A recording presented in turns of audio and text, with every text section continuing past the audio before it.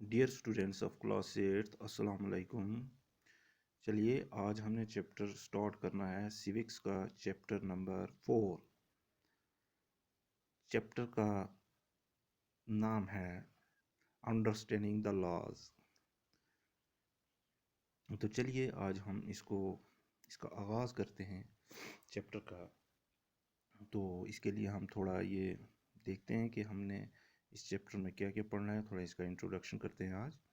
तो देखिए, understanding the laws क्या होता है? कोई भी कानून, लॉ एंड ऑर्डर जो देश में होता है, जिससे फिर जो है हर चीज़ पे कंट्रोल की जाती है, मुल्क को चलाया जाता है। ठीक है, तो अंडरस्टैंडिंग द लॉज यानी उन लॉज के बारे में हमने अंडरस्टैंड करना है, समझना है, जानकारी लेनी है। ठीक है, तो therefore laws and their familiarity with us, यानी जो कानून होते हैं और उनका जो एक ज़ब्त होता है, रब्त व ज़ब्त हमारे साथ, वो क्या होता है, कैसे होता है। ठीक है, नहीं कैसे हम उन कानून के साथ जुड़ते हैं और वो कानून कैसे हमारे साथ वाबस्ता होते हैं, हम उनके साथ कैसे हमारा ताल्लुक़ जुड़ता है। ठीक है, तो देखिए, laws specifying as specifying as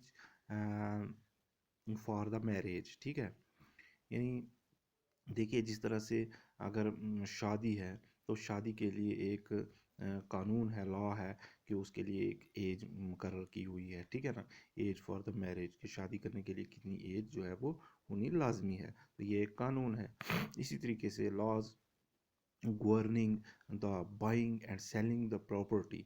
अब देखिए कि हमारा एक यहाँ लॉ है, जो है law governing the buying and selling the property, यानी कोई भी अगर कोई प्रॉपर्टी अपनी जो है वो ज़मीन है, जायदाद है, मकान है, कुछ भी अगर उसको सेल करता है या बाई करता है, ठीक है ना, अगर ख़रीदता है तब भी, अगर बेचता है तब भी, तो उसको कानून के ज़रिए जो है उसकी निगरानी की जाती है। यानी कानूनी दायरे में रह के हमें उसको बेचना है या ख़रीदना है। यानी जब भी हम कोई प्रॉपर्टी जब ख़रीदते हैं या उसको बेचते हैं, तो उसके लिए एक लाए अमल है, कानून है, उस कानून के तहत हमने उसको बेचना है या ख़रीदना है।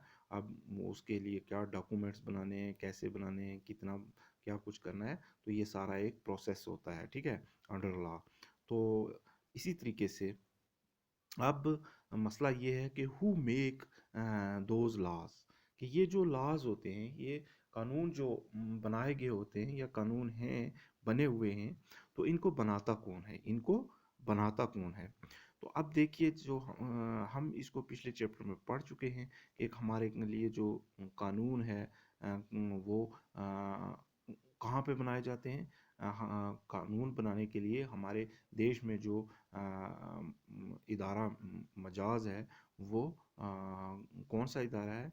देखिए, हमारी पार्लियामेंट जो है वो इसका हक रखती है कि वहाँ पे कानून, कोई भी कानून जो है वो हमारी पार्लियामेंट में बनाया जाता है। ठीक है, तो अब हम ये देखते हैं कि जैसे देखिए, similarly there are multiple questions regarding law and we are going to discuss them in the chapter. कहता है कि देखिए, इसी तरीके से there are multiple questions regarding law and we are going to discuss them in the chapter, कि जब भी कोई कानून बनाया जाता है या देखिए, ये कह रहे हैं कि देयर आर मल्टीपल क्वेश्चंस, कि बहुत सारे सवाल और जवाबात होते हैं, सवालात होते हैं regarding law and we are, जो भी कानून बनाया जाता है उसके मतलब, उसको लेकर, and we are going to discuss them in the chapter, और हम इन सभी